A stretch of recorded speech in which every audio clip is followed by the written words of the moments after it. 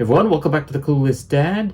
I haven't been doing many vlogs lately, at least not since my three-part COVID and my family series from over a year ago. Should do a part 4 now because the pandemic's still going on. But anyway, for today's video, I wanted to share something more positive. Today is actually the second birthday of my second kid, so my daughter. Yes, it's been 2 years since the Clueless Dad became the Clueless Dad for 2.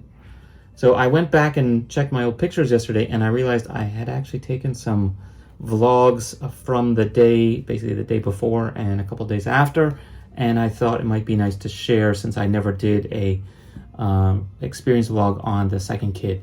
So anyway, here's some contemporaneous footage of me talking about the whole situation, and I will come back at the end to wrap up. So for those of you who don't know, I'm an American living and working in Asia, based in Hong Kong. My wife is Japanese. We had our first kid in December 2016 and our second kid in September 2019. So anyway, take a look at the videos. I'll come back at the end for some wrap up. Hey everyone, I am at Kyoto Station on my way back from Tokyo. Today is in fact the day that my new baby will be born, unless it lasts until tomorrow. So it is now 11 in the morning, give or take. Around 7 this morning, I was in Tokyo for work, and my wife called me from the maternity clinic saying, oh, by the way, my water broke 30 minutes ago, and I'm already at the clinic. She was already in the pajamas. We did a video call. Anyway, so sometime early this morning, her water broke, and my father-in-law took her to the clinic, and my mother-in-law was taking care of our first kid, who's now almost 3. And yeah, so the baby's coming today, I guess. They're still there. I guess contractions haven't started. She had false contractions the last couple days since our last doctor's visit. We're actually at the exact same hospital that our first kid was born. It's like a maternity clinic. And anyway, so I've been up since 7:30 or whatever it was, rushing to get back here. So I took the train. There's the other train, by the way. I rushed through Tokyo rush hour and got to the bullet train, took the bullet train back here as fast as I could. I guess I could have run faster or found a faster train, but basically, I got here within 3 hours, give or take. And it's another 20 minutes to where the hospital is outside of Kyoto here. So anyway, enough about my logistics of my travel. My baby's coming.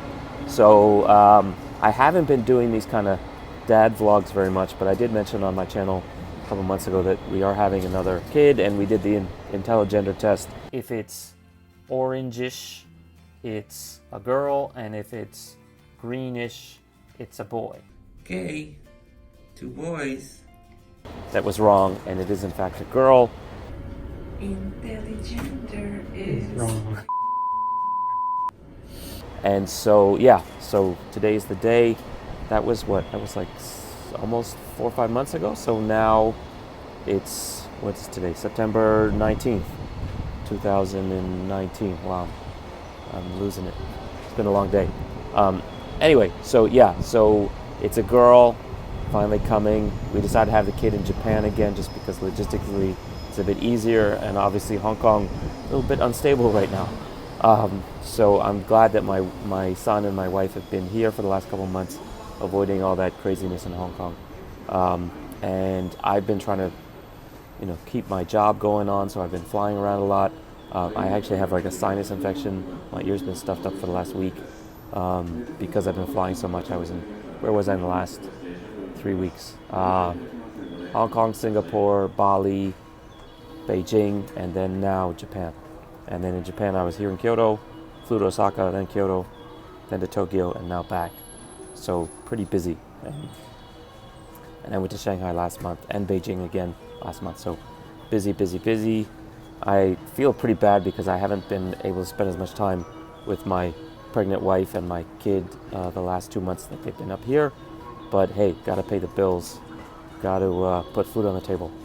So anyway, so I'm back. I'm not gonna miss the birth at this rate, unless it happens in the next 20 minutes. But pretty much I'm gonna make it. So yeah, I'm pretty excited. Hope you guys are too.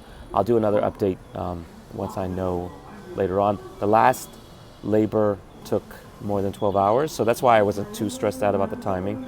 Second kid should be faster, but I thought, okay, 3 hours, I can make it.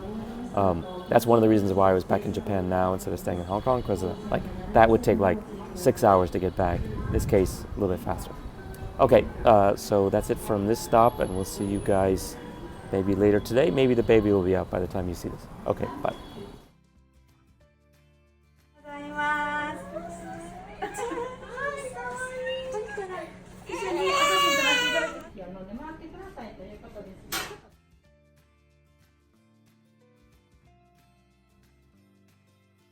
Hey everybody, with my son. Say hi.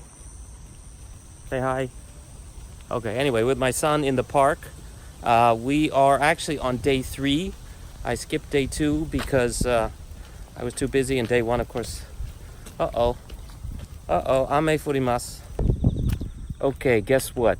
It's actually not the next day. It's not later in the day. It's actually 3 days later. My son and I are here in the park near our house. And so guess what? So basically, the day I was filming was not the day that the baby was born. Things got a little bit busy. Didn't have time to leave another installment of my recording of the thing. So let me just catch everyone up what happened. So to summarize, basically, as you guys know, I left Tokyo on, what was that, Thursday morning? Super early, got back to Kansai, got to my wife's side by, it was about noon. It had been about 6 hours since she had her water break, so we thought, okay, should last through the rest of the afternoon. The other kid took 12 hours between when the water broke and he came out, so second kid should be faster, but unfortunately, not what happened. You getting wet? Daijoubu? You wet? Your hair wet? It's fine, it's just a drop, right? So it turned out, though, that the contractions did not start that night at all. So we're just counting the hours down, 7 p.m., 8 p.m., 9 p.m., midnight.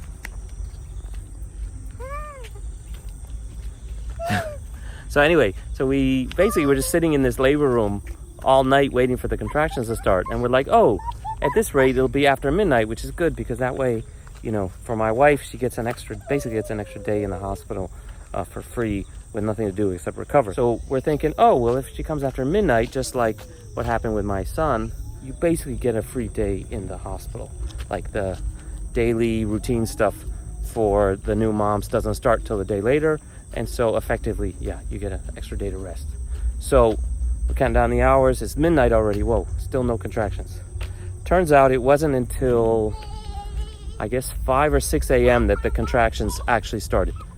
So basically, it was like 26 hours between when the water broke and when the contractions actually started. And at that point, the nurses were like, well, we're going to have to start inducing labor because you can't have the baby with no water for that long. Otherwise, everybody gets weak. They were checking the heart rates and stuff the whole time, so they knew the baby was still healthy, but they're like, yeah, you can't have the water broke for several days and be in sort of labor mode that long. So anyway, but before we even got to that, they're like, okay, we'll start giving you medicine in an hour if nothing happens. But then, boom, I think the baby heard and was like, okay, I'm out of here. So basically around, I think it was like 6 in the morning, the contractions finally started. And at that point, then you go into sort of full-on going into labor mode, which actually lasts many hours. Aram, doko iku?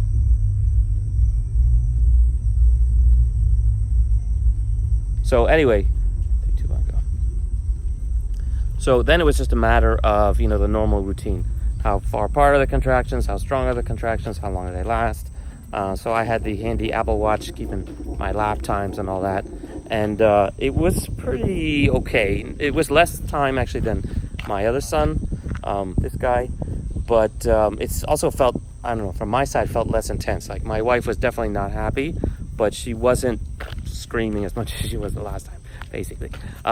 Anyway, so that went until 9:30ish, and then at some point, they were checking the sort of opening size and all that, and they're like, oh, she's ready, right? And then we rushed into the delivery room around 10, and they were marking down on the wall And so the last time when my son was born, I was really kind of enjoying the whole delivery process because it's not like I'm a doctor. I don't get to hang out in medical situations like that, especially when it's not me being treated or whatever. Birth thing was actually pretty cool. I was actually wearing a mask because I'm a little bit sick today. But I was pretty much smiling underneath because I thought it was actually pretty cool watching what's happening. So to sort of be a fly on the wall or sort of semi-active participant in the whole thing was pretty cool. And in this case, it was still cool. It was a little bit less dramatic because I'd been through it and I knew what to expect and stuff like that. So pretty much all this, and also this midwife didn't need me to be as involved. I think the last time I had to like hold my wife's leg and wipe her brow and all that. So I was the designated water bottle fetcher and sweat wiper off the brow guy, and once in a while holding a leg open. This time was still intense, but not nearly that bad. I think we were in and out, not in and out, but we were between when we went in and when the baby came out was maybe, how much was it? Like 25 minutes only, pretty much, give or take, maybe even less. And so that was good. And this time we had the female doctor. So I think I mentioned in my other video that this is like a family-owned clinic, and it's a husband and wife team run it. And so when my son was born, the husband was the one that did the delivery. And in this case, for my daughter, it was the wife. But keep in mind that basically the midwife does almost everything, and the other attending nurse. The doctor only comes in like when it's really, the head's like halfway out. They're like, hey, you better come up here. And then she runs upstairs.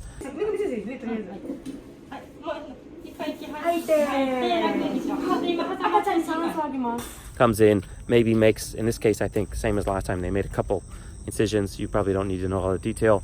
But then, boom, the baby's out. And then the doctor really starts working afterwards to sort of, make sure everything's fine with the baby, and then making sure everything's fine with the mother. So, say hi. Hi. So anyway, three years later, that's what you end up getting. Okay, don't fall down. Don't fall. So to cut to the chase, long story short, baby's fine. When she came out, she looked a lot like my son did. But then again, I've only really personally been at 2 different births, so I guess maybe they all look kind of similar. But her head, not as big as this guy.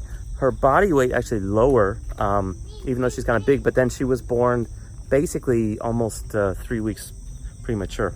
Not really premature. Technically, that's not premature, but basically 3 weeks before the projected due date. So whatever, 37 and a half weeks, 38 weeks, something like that. But she was actually lighter than this guy. This guy was shorter, but with a bigger head. As you can see, his head's still pretty big.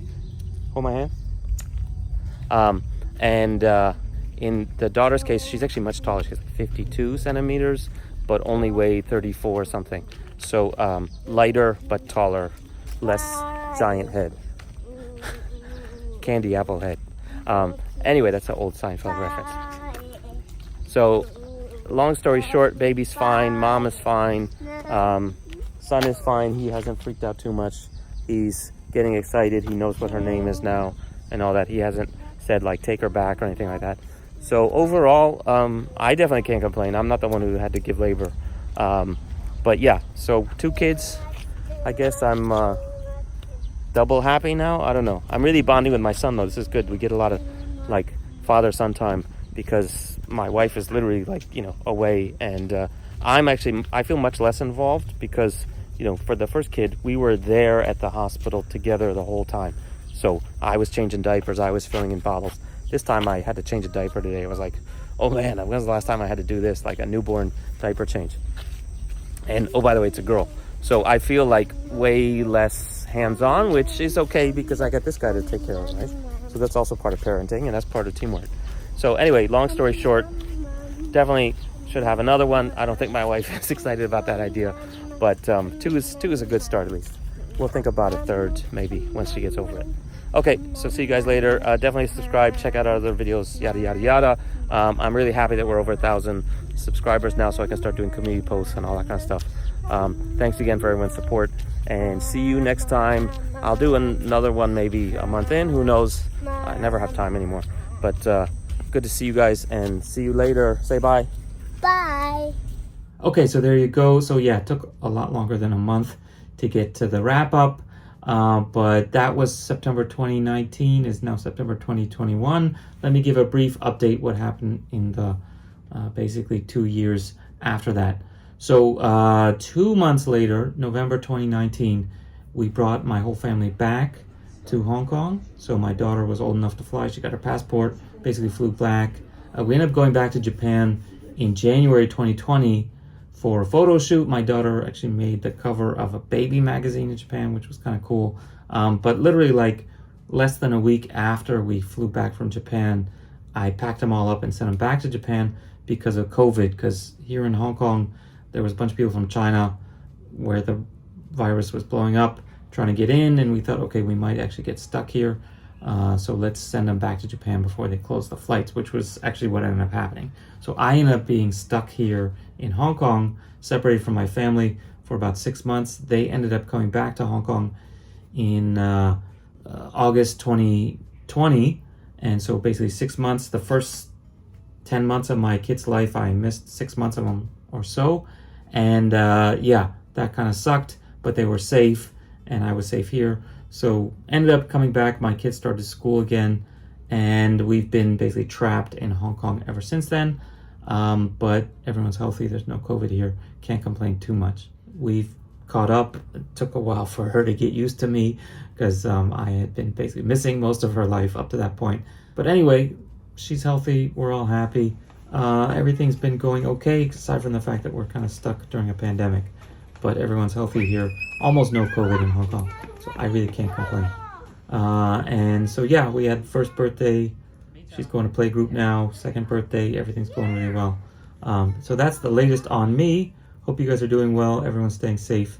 See you guys next time. Check out my other videos. You don't have to watch the vlogs if you don't want to. No one really wants to.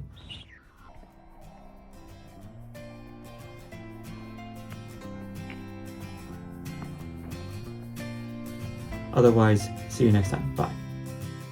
This is where you can keep your bedding for when it's a guest bed or if you want to store something else here. There's actually some vent holes in the bottom, which I guess is good so things don't get mold.